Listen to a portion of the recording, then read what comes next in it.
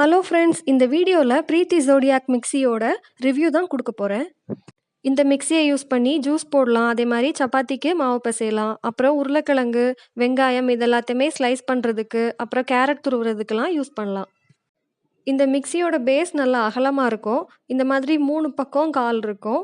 அதனால நீங்கள் அரைக்கும்போது இந்த மிக்ஸி சாயாது, நல்லா ஸ்டெடியாக இருக்கும். அப்புறம் இதில் வந்து ஸ்பீட் செட்டிங்ஸ் கொடுத்துருக்காங்க. பல்ஸு 0, 1, 2, 3 அப்படின்னு கொடுத்துருக்காங்க.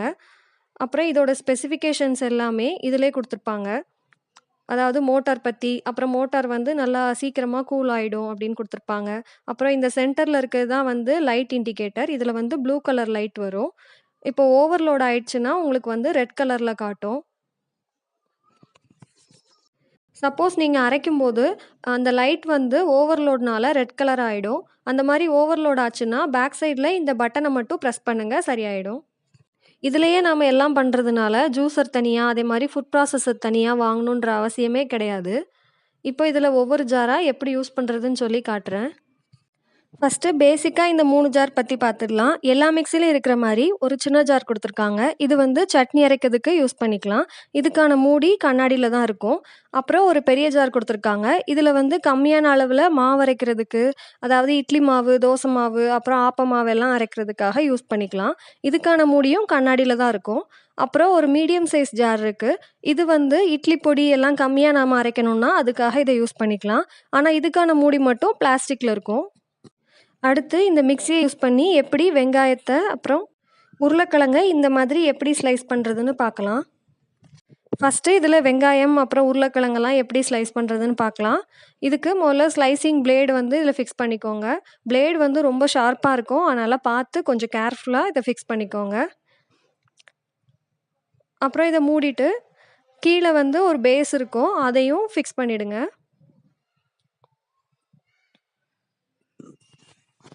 வெங்காயத்தை வச்சுட்டு ஒரு மெஷர்மெண்ட் கப் கொடுத்துருப்பாங்க. அதை வச்சு லைட்டாக ப்ரெஸ் பண்ணிங்கன்னா போதும். 1 செகண்டில் வெங்காயம் வந்து நமக்கு நல்லா ஈவனாக இந்த மாதிரி சின்ன சின்ன ஸ்லைசஸாக கிடச்சிடும். ஸ்பீடு வந்து 1லே வச்சுக்கோங்க. இப்போ அதே மாதிரி உருளைக்கிழங்கையும் ஸ்லைஸ் பண்ணிக்கிறேன். இதுக்கும் ஸ்பீடு வந்து 1லே வச்சுக்கோங்க.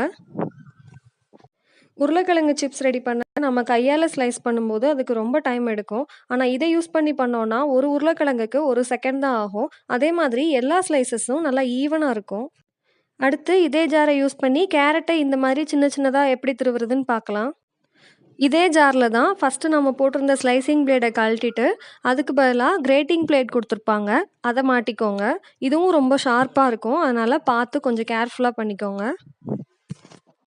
இதுவும் அதே மாதிரி தான். கேரட்டை வச்சுட்டு லைட்டாக ப்ரெஸ் பண்ணிங்கன்னா கேரட் துருவல் 1 செகண்டில் கிடச்சிடும். ஸ்பீடு வந்து அதே மாதிரி 1லே வச்சுக்கோங்க.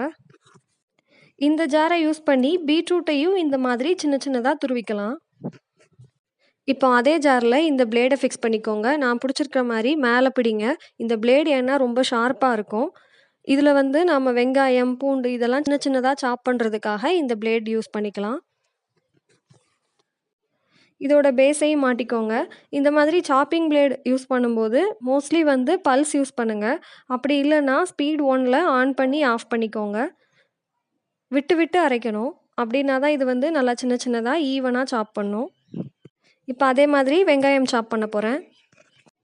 இதில் குவான்டிட்டி அதிகமாக போட்டால் தான் இது சாப் பண்ணும் அப்படிலாம் எதுவுமே கிடையாது. இதோட பிளேடு வந்து நீளமாக இருக்கிறதுனால நீங்கள் ஒரே ஒரு வெங்காயம் போட்டிங்கன்னாலும் சாப் பண்ணும். இப்போ இதே ஜாரை யூஸ் பண்ணி எப்படி சப்பாத்திக்கு மாவு பிசைறதுன்னு பார்க்கலாம். இதில் பிளேடுக்கு பதிலாக பிளேடோட ஷேப்பில் இந்த மாதிரி பிளாஸ்டிக்கில் கொடுத்துருப்பாங்க, அதை மாட்டிக்கோங்க. அப்புறம் அந்த மெஷரிங் கப்பில் நான் வந்து 1 கப்புக்கு மாவு எடுத்திருக்கேன். இதில் வந்து நீங்கள் உப்பு இல்லைன்னா எண்ணெய் எதுவும் சேர்ப்பீங்கன்னா அதையும் இதிலே சேர்த்துக்கோங்க.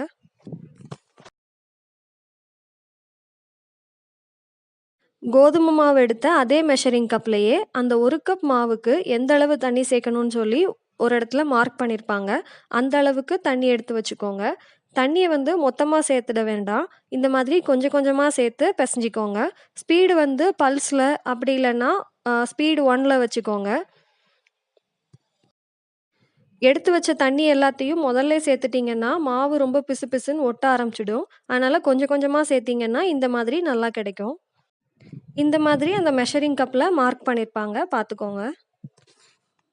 இப்போது நெக்ஸ்ட்டு அதே ஜாரை யூஸ் பண்ணி எப்படி ஆரஞ்சு ஜூஸ் போடுறதுன்னு பார்க்கலாம். ஆரஞ்சு ஜூஸ் போடுறதுக்கு இந்த மாதிரி ஒரு அட்டாச்மெண்ட் கொடுத்துருப்பாங்க. இதை அதில் ஃபிக்ஸ் பண்ணிக்கோங்க. இதில் ஒரு கோன் இருக்குல்ல, அந்த கோனுக்கு மேலே ஆரஞ்சை வச்சு லைட்டாக அழுத்தி பிடிச்சிக்கோங்க. ஸ்பீடு வந்து பல்ஸ் அப்படி இல்லைன்னா ஸ்பீடு 1லே இருந்தால் போதும். இதில் நாம் கையால் புளிறதை விட இந்த இதை யூஸ் பண்ணி நாம் ஜூஸ் போடும்போது நிறையா ஜூஸ் கிடைக்கும். பாருங்கள் எந்த அளவுக்கு ஆரஞ்சை நல்லா பிழிஞ்சிருக்குன்ட்டு. இதில் ஒரு மார்க் இருக்கும், எந்த அளவு ஜூஸ் இருக்குன்னு சொல்லி நம்ம பார்த்துக்கலாம். அப்புறம் சீட்ஸு பல்ப் எல்லாமே மேலேயே தங்கிடும். இப்போது இந்த ஜாரை யூஸ் பண்ணி எப்படி நான் கிரேப் ஜூஸ் போடுறதுன்னு தான் காட்ட போகிறேன். இதில் இந்த மாதிரி ஒரு நாப் வச்சு அடைச்சிருப்பாங்க. அதை எடுத்துட்டு இந்த பைப்பை அதில் அட்டாச் பண்ணிக்கோங்க. இந்த பைப் வழியாக தான் நமக்கு ஜூஸ் வெளியில் வரப்போகுது. இந்த ஜாரை யூஸ் பண்ணி கிரேப்ஸ் மட்டும் கிடையாது, பைனாப்பிள் அப்புறம் பொமக்ரானட் இது எல்லாத்தையுமே ஃபில்டர் பண்ணலாம். இந்த ஃபில்டரை அட்டாச் பண்ணிவிட்டு அதுக்கு மேலே இந்த மூடி போட்டு மூடிடுங்க. இந்த மூடியில் ஒரு ஓப்பன் இருக்கும். அந்த ஓப்பன் வழியாக தான் நம்ம ஃப்ரூட்ஸ் எல்லாத்தையும் போட போகிறோம். அப்புறம் அந்த ஃப்ரூட்ஸ் எல்லாத்தையும் உள்ளே நல்லா தள்ளுறதுக்காக இந்த மாதிரி ஒன்று கொடுத்துருப்பாங்க. அதையும் எடுத்து வச்சுக்கோங்க. இப்போ கிரேப்ஸ் எல்லாம் மேலே இருக்கிற ஹோல் வழியாக கொஞ்சம் கொஞ்சமாக அதில் ஃபில் பண்ணிக்கோங்க. அப்புறம் அதை தள்ளுறதுக்காக ஒரு அட்டாச்மெண்ட் கொடுத்துருக்காங்கல்ல, அதை வச்சு ஸ்பீட் 1ல் வச்சுட்டு இந்த மாதிரி தள்ளிங்கன்னா ஜூஸ் எல்லாம் நமக்கு கலெக்ட் ஆகிடும். இதில் ஃபஸ்ட்டு போட்டிருந்த பைப்பை கழட்டிட்டு அதுக்கு பதிலாக இந்த நாப் மாட்டிக்கிட்டேன். அதனால் நான் போடக்கூடிய ஜூஸ் எல்லாமே இதிலே கலெக்ட் ஆகிடும். அப்புறம் எப்போ நீங்கள் ஜூஸ் சர்வ் பண்ணுமோ அப்போது இந்த மூடியை மட்டும் கழட்டிட்டு அதுக்கு பதிலாக இன்னொரு மூடி கொடுத்துருப்பாங்க, அதை மாட்டிட்டு யூஸ் பண்ணிக்கலாம். அந்த மூடியை நான் அடுத்து காட்டுறேன்.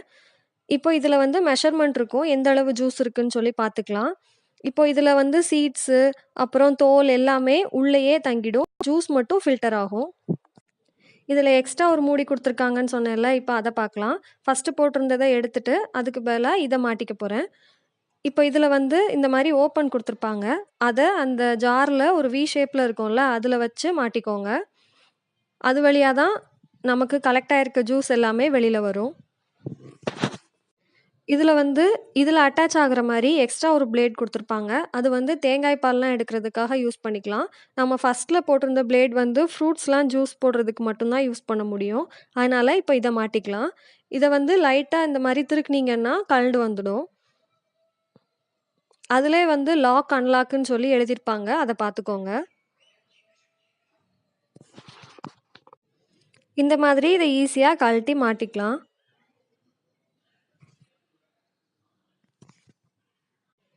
இதை மாட்டும்போது இந்த பேஸில் ஒரு லாக் சிம்பிள் இருக்கும், அதுவும் அந்த மேலே இருக்க ஜாரில் ஒரு ஏரோ இருக்கும், அதுவும் ஒரே மாதிரி ஒரே நேர்கோட்டில் இருக்க மாதிரி மாட்டிக்கோங்க. அப்படின்னா இது வந்து லாக் ஆயிடுச்சுன்னு அர்த்தம்.